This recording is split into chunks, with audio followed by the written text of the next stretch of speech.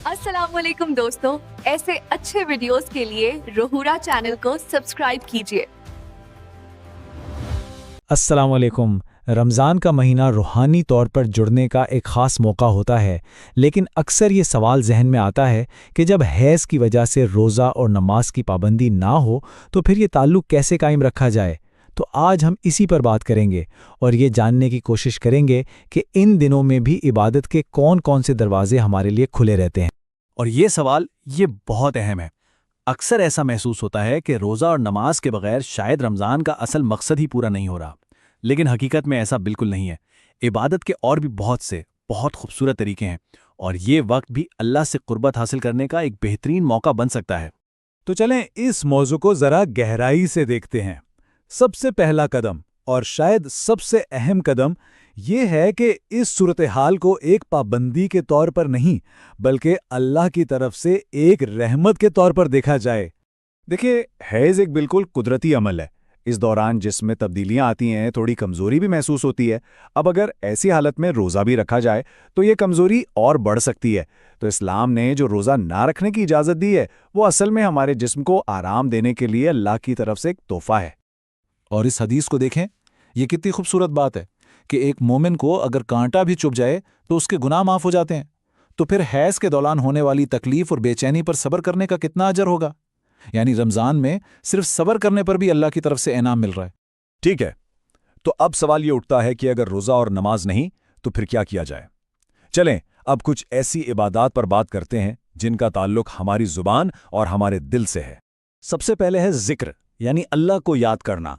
ये एक ऐसी ज़बरदस्त इबादत है जिसके लिए कोई शर्त नहीं, कोई पाबंदी नहीं। आप चलते फिरते कामकाज करते हुए किसी भी हालत में अल्लाह का जिक्र कर सकते हैं। अपनी ज़ुबान को अल्लाह की याद से तर रखा जा सकता है।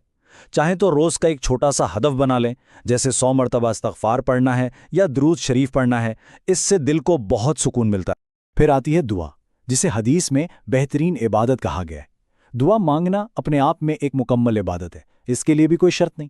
ये तो अल्लाह से सीधा राब्ता करने का, अपने दिल की बात कहने का सबसे खूबसूरत तरीका है जो हर हाल में हमारे लिए खुला है।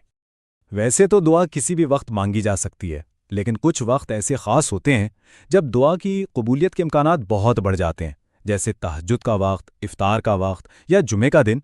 रमज़ान में तो ये कीमती लम्हात और भी ख़ास हो जाते हैं, तो इन्हें हाथ से जाने नहीं देना चाहिए। अच्छा, अब इबादत के एक और बहुत ही ताकतवर ज़रिए की तरफ चलते हैं, और वो है इल्म हासिल करना।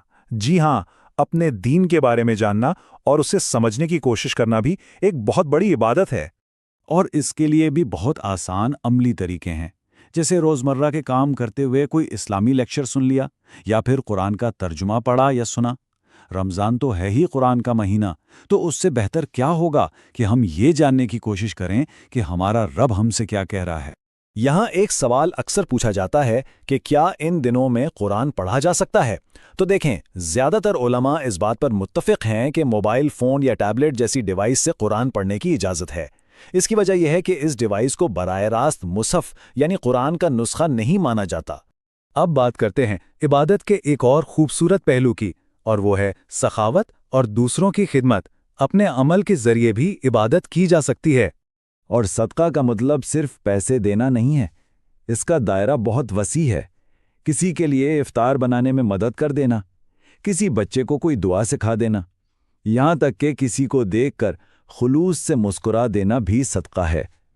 हर छोटी से छोटी नेकी का भी बहुत बड़ा अजर है। और ये हदीस तो देखें, इसमें कितनी बड़ी खुशखबरी है, ख़ास तौर पर उन ख़वातीन के लिए जो खुद रोज़ा नहीं रख पा रहीं। वो दूसरों को इफ्तार करवा कर बिल्कुल वही सवाब हासिल कर सकती हैं जो रोज़ा रखने वाले को मिलता है। जी हाँ, सवाब में कोई कमी नहीं, बिल्कुल बराबर का सवाब। ये अल्लाह की रहमत की वुसअत को ज़ाहिर करता है कि वो अजर देने के लिए बहाने ढूंढता है। सुभान अल्लाह। और आखिर में सबसे अहम बात, इस पूरे अमल के पीछे जो अल्लाह की हिकमत है उसे समझना और कबूल करना। ये जो हैज़ का अमल है, ये कोई कमी या खामी नहीं, ये अल्लाह के बनाए हुए एक बहुत ही खूबसूरत निज़ाम का हिस्सा है। एक ऐसा निज़ाम जिसके ज़रिए इंसानी नस्ल आगे बढ़ती है। ये अल्लाह का सिस्टम है, उसकी हिकमत है। और जब हम इसे इस नज़र से देखते हैं तो शिकवे की जगह शुक्र ले लेता है। तो खुलासा क्या है? खुलासा ये है कि रुखसत सिर्फ रोज़ा और नमाज से है, नेकी करने, सवाब कमाने और अल्लाह से जुड़ने के बाकी सारे दरवाजे पहले की तरह बल्कि इससे भी ज़्यादा खुले हुए हैं। तो आखिर में ये सवाल अपने आप से पूछने का है कि जब हम इबादत को सिर्फ चंद मखसूस कामों तक महदूद नहीं रखते बल्कि उसे अपनी पूरी जिंदगी में शामिल कर लेते हैं, तो खालिक के साथ हमारा ताल्लुक कितना ज़्यादा गहरा, कितना ज़्यादा वसी और कितना ज़्यादा खूबसूरत हो सकता है।